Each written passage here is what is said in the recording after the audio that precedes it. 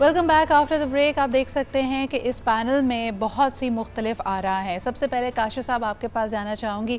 Offline एक गुफ्तगू हो रही थी और मेरी नदीम साहब से जो बात हुई, उन्होंने कहा कि जी हम हरगिज़ ये नहीं चाहते कि हमारा बच्चा कहीं पे भी ये महसूस करे कि हम उस्ताद की या स्कूल की इज़्ज़त नहीं करते, लेकिन एक तनाव इस वक्त हम महसूस कर रहे हैं पेरेंट्स और स्कूल इंतज़ामिया के बीच में, जहाँ पे फ़ीस को लेकर मामलात हैं, बहुत सारे मामलात हैं। आपने तो मुझे लास्ट मेरे प्रोग्राम्स में कहा कि गैलप के तमाम सर्वेस कहते हैं 80% पेरेंट्स चाहते हैं कि बच्चे स्कूलों में चले जाएं, लेकिन यहाँ तो मामला उलट नज़र आता है और बहुत सारी पेचीदगियाँ, खुसूसन पेरेंट्स सरापा एहतजाज हैं फ़ीस को लेकर, फ़ीस हाइक को लेकर। क्या कहेंगे आप?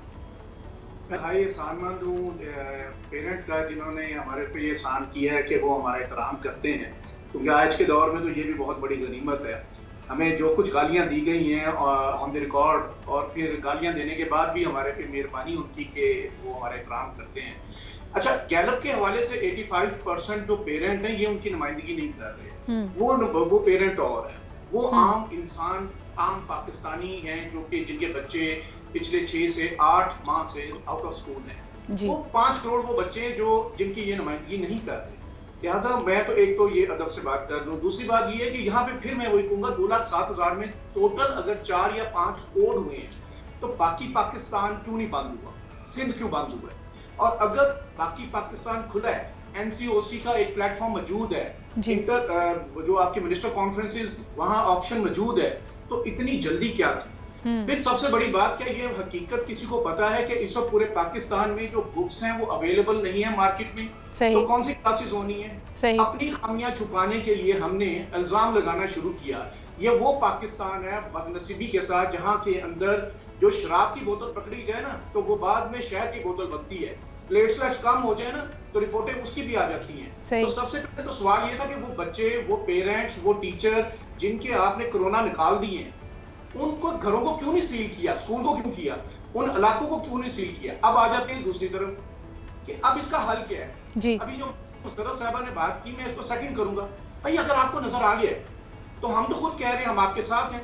जो एसओपीज को फॉलो नहीं करेगा, अल्हम्दुलिल्लाह स्कूल्स ने फॉलो किया है। हुक्का दुक्का अगर कोई वाकयात हुए हैं तो वो सबकी जो नुमाइंदगी नहीं कर सकता, लेकिन मैं ये नहीं कहूंगा कि जनाब वो हम उसे डिफेंड करें। हम गवर्नमेंट के साथ हैं, आप उस पर एक्शन लें। नहीं, इसमें तो आपने भी कहा है गवर्नमेंट भी हरकत में आई हुई है। काशिफ साहब, सवाल मेरा ये है कि मुझे लगता है जितनी दफ़ा भी मैंने ये गुफ्तगू सुनी, उन्होंने कहा जी पेरेंट्स का मानना ये है कि साल ज़ाया हो चुका है, हम फीस देने को तैयार नहीं हैं, क्योंकि वो जो फिजिकल फाइनेंशियल पिंच है वो सब महसूस कर रहे हैं। उस पर क्या हल निकाला जाए? मैं अर्ज कर रहा हूँ जी, जिन स्कूल की ये वो हमारी कम्युनिटी का बमुश्किल 1 से 2% है, वो ऑनलाइन फैसिलिटी भी दे रहे हैं, जिस तरह इन्होंने कहा भी है कि ऑनलाइन फैसिलिटी अवेलेबल है, तो वो ऑब्वियसली उसको फीस वो चार्ज करें। बाकी ने तो पेरेंट ने पे ही नहीं किया। जब उन्होंने पे ही नहीं किया तो कैश फ्लो बंद हुआ और हमारा जो 15 लाख टीचर बेरोजगार हुआ, जिन्होंने खुदकुशियां भी की। तो लिहाजा ये जो जस्टिफिकेशन है ना, ये हकीकत नहीं।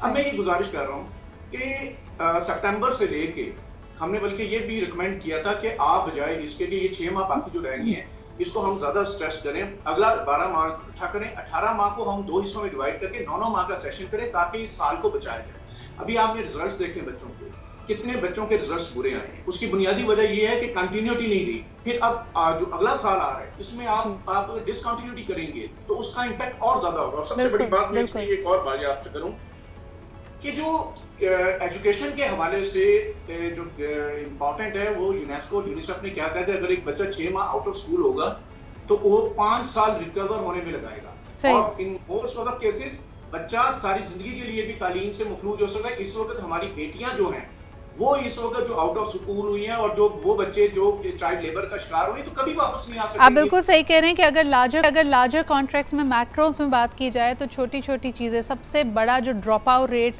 पूरे पाकिस्तान में स्कूल गोइंग गर्ल्स का होता है वो एडोलेसेंस में होता है। उसकी बहुत सारे और मुहरकात हैं, लेकिन वाकई 1 साल का ज़ाया हो जाना, गैप ईयर, वापस हमें उसी रविश पे आने में बहुत वक्त लगेगा। मुसर्रत जी, आपके पास आना चाहूँगी। बेशक 1 या 2% का भी हो, हम देख रहे हैं कि बतदरीज एक नैरेटिव नैरेटिव बन रहा है पिछले चंद सालों से। मैं गवर्नमेंट स्कूल्स की यहाँ पे बात नहीं करना चाहूँगी, मैं प्राइवेट स्कूल्स और उनके फ़ीस स्ट्रक्चर की बात करना चाहूँगी। एक ख़ास सोच है जो कहती है कि उनके साथ नाइंसाफ़ी हो रही है, पेरेंट्स के ऊपर मैंडेटरी होता है, पेरेंट्स के पास सवाल करने की गुंजाइश नहीं होती, अगर फ़ीस बढ़ जाए तो पेरेंट को बहरहाल देनी पड़ती है। पिछले कुछ प्रोग्राम्स में जब ये प्रोटेस्ट की बात हुई कि जी कोरोना से पहले 10% 10 से 15% कई स्कूल्स ने, ख़ास स्कूल्स ने, लेकिन कुछ स्कूल्स ने जब फीस बढ़ाई और मैंडेटरी था पेरेंट्स के लिए देना, तो पेरेंट्स ने कहा कि जी इसकी वजह से तो हमारे घर में आए दिन झगड़े हो रहे हैं। इस मसले को रिजॉल्व करने के लिए हुकूमत क्या करेगी? क्योंकि सुप्रीम कोर्ट ने तो एक तरफ ऑर्डर दिया था कि फ़ीस को कम करे, लेकिन उसको लोगों का कहना यह है कि कई जगह फॉलो नहीं किया जा रहा। What will the government do for this? देखिए सिद्रा, ये बड़ी अहम बात है और इसके लिए जो देखें अभी वाली सिचुएशन जो है ना, ये कोविड की वजह से अभी जैसे भाई फरमा रहे थे, बिल्कुल ठीक बात है, बहुत ज़्यादा बेरोज़गारी और बहुत ज़्यादा मतलब ये बल्कि मैं तो कहूँगी कि स्कूल बिजनेसेस ऐसे थे जो सबसे ज़्यादा प्रॉफिट में थे या बहुत अच्छी अर्निंग्स थी और जिसकी वजह से चले बहुत सारे लोगों को रोज़गार भी मिला हुआ था जी। तो ये तो अनफॉर्चुनेटली ये जो कोविड का इश्यू था उसकी वजह से इनको भी जैसे तमाम बिजनेसेस पे उसका इम्पैक्ट आया, तो स्कूल इंडस्ट्री पे भी बहुत ज्यादा आया।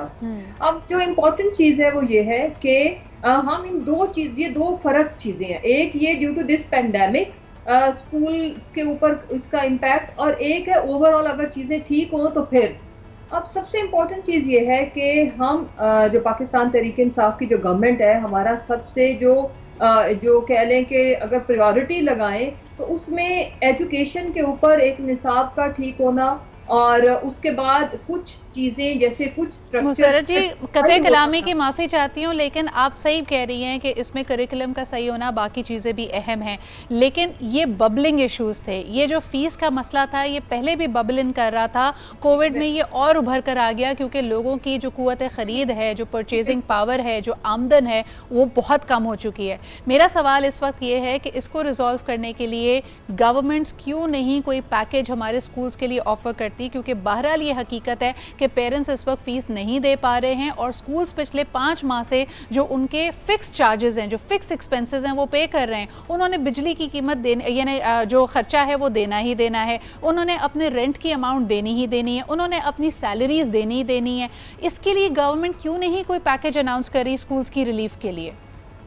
देखें, जो इम्पोर्टेंट चीज़ है वो ये है कि जो बिफोर कोविड तो यहाँ पे जो इंक्रीज थी उसके ऊपर आपको पता है कि जो पेरेंट्स वो कोर्ट्स में भी गए और कोर्ट्स ने जो डिसाइड किया, गवर्नमेंट ने उसको हमने इम्प्लीमेंट किया एज इट इज़। जहाँ पे भी खुदा ना खास्ता शिकायत मौसूल हुई, देखिए रिपोर्ट तो यही करेंगे ना, जब तक गवर्नमेंट के पास रिपोर्ट नहीं आएगी, कोई पेरेंट कोई भी कि किस जगह पे इस जो कानून के जो कोर्ट्स के जो ऑर्डर्स थे उनको इम्प्लीमेंट किया गया कि नहीं। दूसरी जहां तक रहेगी बात कि देखें एक्सपेंडिचर्स बहरहाल जब स्कूल बंद थे तो जिनकी रेंट्स की बिल्डिंग थी या फिर कुछ क्योंकि स्टाफ तो आ नहीं रहा था, स्कूल टीचर्स भी नहीं आ रहे थे और इलेक्ट्रिसिटी बिल्स भी मेरा ख्याल है कि बहुत नॉमिनल आए होंगे। उसकी वजह ये कि स्कूल तो चल ही नहीं रहे थे तो सब कुछ तो बंद। मैम वो तो एवरेज की बेसिस पे आता है, वो तो उतना ही आ रहा था, चाहे हमारा घर हो, दुकान हो या स्कूल हो।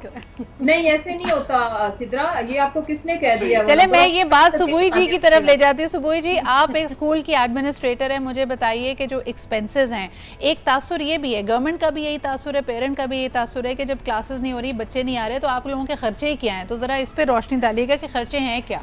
मेरा ख्याल है हम बहुत आसानी से शिफ्ट कर देते हैं, एक बात को दूसरी बात से मिला देते हैं, लेकिन अगर आप स्कूल के लेवल पे आके देखें तो मेरा नहीं ख्याल, मेरे इर्द गिर्द जितने भी स्कूल हैं उनके टीचर्स उनके रोल्स पे हैं। स्कूल के टीचर्स की सैलरी, आपने ये भी सुना होगा कि कहीं थोड़ी बहुत कटौती की गई है उनकी सैलरीज़ पे, लेकिन स्टाफ को अगर आप ले ऑफ कर दें तो कल आपको वो एक्सपर्ट या अपना स्टाफ वापस नहीं मिलता। You can not do that and rest I think majority of the schools have not done any of that thing. ठीक है। यूटिलिटीज़ की जहाँ तक बात है, वो यूटिलिटीज़ तो कहीं भी मेरा नहीं ख्याल कम हुई, एवरेज पे बिल्स आ रहे हैं, वो एवरेज पे बिल्स आज भी हैं। उसके अलावा जो आपका डोमेस्टिक स्टाफ है या आपका जो एडमिन स्टाफ है, आप उसको भी ले ऑफ नहीं कर सकते। जैसे आप सोचते हैं अपने लोगों की भलाई के लिए, मेरा ख्याल है हर स्कूल ने ये सोचा कि इस टाइम पे कोविड के ज़माने में आप अपने लोगों को ले ऑफ करके उनको हैंड टू माउथ कैसे कर सकते हैं। तो आप कह रहे हैं कि रेंटल खर्चा अपनी जगह रहा, रेंटल अपनी जगह है, सैलरीज अपनी जगह। गवर्नमेंट ने कोई रिलीफ नहीं दी स्कूल्स को, और majority of across Pakistan rental buildings में। और रेंट्स जब आप स्कूल के लिए लेने जाते हैं तो आप पूछिए कि लैंडलॉर्ड की कीमत उससे दुगनी हो जाती है जो एक नॉर्मल किसी घर को लेने में वो रेंट दिया जाता है। स्कूल को देख के तो 4 गुना बढ़ चुकी होती है उसकी। काशिफ साहब, आप लोगों की through out conversation, sorry ma'am, ये बात मैं काशिफ साहब की तरफ भी ले जाना चाहूँगी क्योंकि एडवोकेसी करते वक्त इस बात के लिए तगोदो करते हुए कि स्कूल्स को रीओपन किया जाए, आपकी गवर्नमेंट से, पेरेंट्स से कई 12 मीटिंग्स हुई, क्या उसमें किसी रिलीफ पैकेज का जिक्र हुआ, कोई मांग आप लोगों ने की, कोई उसके ऊपर बात करने की कोशिश की?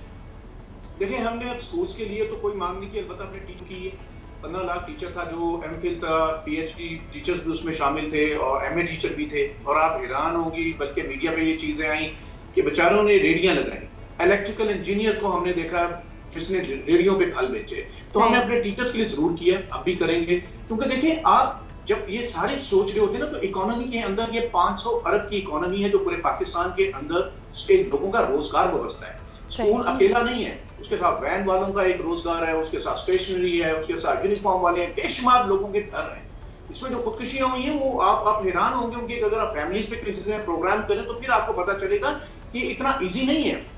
हाँ, बच्चों की सेहत बहुत इंपॉर्टेंट है, एसओपीज पे कॉम्प्रोमाइज नहीं होना चाहिए, हम गवर्नमेंट के साथ हैं।